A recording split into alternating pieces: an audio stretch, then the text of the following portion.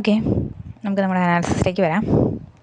നോക്കോളൂ, ഇന്ന് വെനസ്ഡേ, ഇന്നും അത്യാവശ്യം കൺസോളിഡേറ്റഡ് ഡേ ഉണ്ടായിരുന്നു.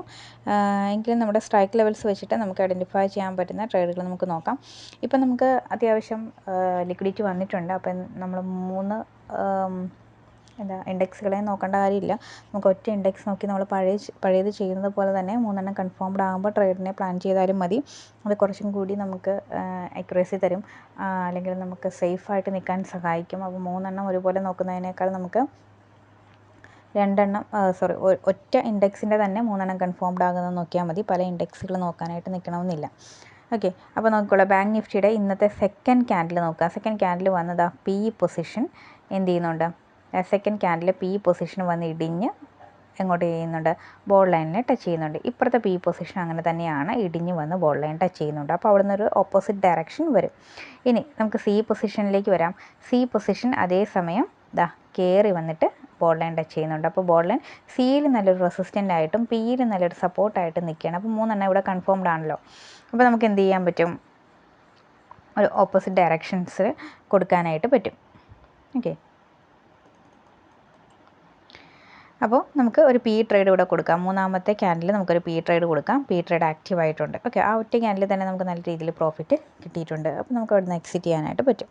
അത് ബാങ്ക് നിഫ്റ്റി നോക്കിയൊരു ട്രേഡ് അങ്ങനെ ആക്റ്റീവ് ആയിരുന്നു. ദെൻ നിഫ്റ്റിയിൽ അങ്ങനെ 3 കൺഫേം ചെയ്യുന്ന ഒരു ട്രേഡിലേക്ക് നമുക്ക് പ്ലാൻ ചെയ്യാനായിട്ട് പറ്റിയില്ല.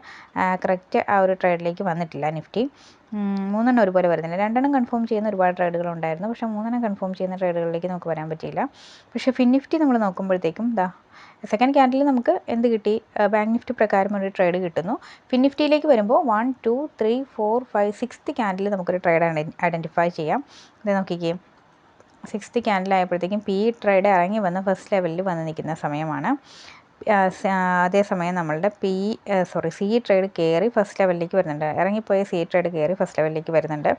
ഇപ്പുറത്തെ വശത്ത് സി ട്രേഡ് അങ്ങനെ തന്നെയാണ്. ഇറങ്ങിപ്പോയ സി ട്രേഡ് തിരിച്ച് കയറി ഫസ്റ്റ് ലെവലിൽ വരുന്നുണ്ട്. അപ്പോൾ തിരിച്ച് ഓപ്പോസിറ്റ് റിയാക്ഷൻ പോകും. കണ്ട, ഇവിടുന്ന് ഓപ്പോസിറ്റ് റിയാക്ഷൻ പിയിലാണെങ്കിലും ഓപ്പോസിറ്റ് റിയാക്ഷൻ. ഓക്കെ, അപ്പോൾ അവിടെ നമുക്കൊരു പി ട്രേഡ് ആക്റ്റീവ് ആയിരുന്നു. ഈ ഒരു 6th ക്യാൻഡിൽ തൊട്ട് 7ാമത്തെ ക്യാൻഡിൽ നമുക്കൊരു പി ട്രേഡ് കൊടുക്കാം. അത് നല്ല രീതിയിൽ വർക്ക് ചെയ്തിട്ടുണ്ട്. ഓക്കെ, 6ാമത്തെ ക്യാൻഡിൽ നമ്മൾ പി ട്രേഡ് ഐഡൻറ്റിഫൈ ചെയ്യുന്നു. 7ാമത്തെ ക്യാൻഡിൽ നമ്മൾ എൻറ്റർ ചെയ്യുന്നു. അത് നല്ല രീതിയിലുള്ള റിട്ടേൺ കൊടുക്കുന്നു. അതാണ് ഇന്നുണ്ടായിരുന്ന 2 ട്രേഡ് പൊസിഷൻസ്. അങ്ങനെയാണ് നമുക്ക് ഇങ്ങനെ 2 ഒരു ഇൻഡെക്സിൻ്റെ തന്നെ കൺഫേംഡ് ആയിട്ട് വരുന്ന 2 ട്രേഡുകളാണ് ഉണ്ടായിരുന്നത്. ഓക്കെ, പല ഇൻഡെക്സുകളിലേക്ക് ഇനി നമ്മൾ പോകണം എന്നില്ല. കാരണം ഇത് ലിക്വിഡിറ്റി വന്നു കഴിഞ്ഞു. ലിക്വിഡിറ്റി വരാതിരിക്കുന്ന കേസിലാണ് നമ്മൾ പല ഇൻഡെക്സുകൾ ഒരേപോലെ കൺഫേംഡ് ആകുന്ന 3 ഇൻഡെക്സുകളെയും കൂടെ നോക്കിയിട്ട് ചെയ്യുന്നത്. ഇതിപ്പോൾ നമുക്ക് ആക്റ്റീവ് ആയതുകൊണ്ട് ഇനിയിപ്പം ആ രീതിയിൽ പോയാൽ ഒരുപക്ഷെ നമുക്ക് എന്ത് ചെയ്യാം, ലോസ് സംഭവിക്കാനുള്ള സാധ്യതകളുണ്ട്.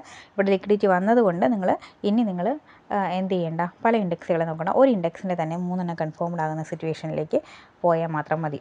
ഓക്കെ, അപ്പോൾ നമ്മുടെ സ്ട്രൈക്ക് ലെവൽസ് നോക്കണം. നോക്കിയാലേ നമുക്ക് ലോസ് വരാതെ ട്രേഡ് ചെയ്യാൻ പറ്റുള്ളൂ. അപ്പോൾ സ്ട്രൈക്ക് ലെവൽസ് പെയ്ഡ് ആണ്. നമ്മളുടെ ഇൻഡെക്സ് ലെവൽസ് ഫ്രീ ആണ്. ഈ ഇൻഡെക്സ് ലെവൽസ് ഓക്കെ, ഈ ഇൻഡെക്സ് ലെവൽസ് വേണമെന്നുണ്ടെങ്കിൽ നമ്മുടെ ഗ്രൂപ്പിലേക്ക് ജോയിൻ ചെയ്യുക. സ്ട്രൈക്ക് ലെവൽസ് വേണമെങ്കിൽ നമ്മളെ സെപ്പറേറ്റ് കോൺടാക്റ്റ് ചെയ്യാം. ഓക്കെ.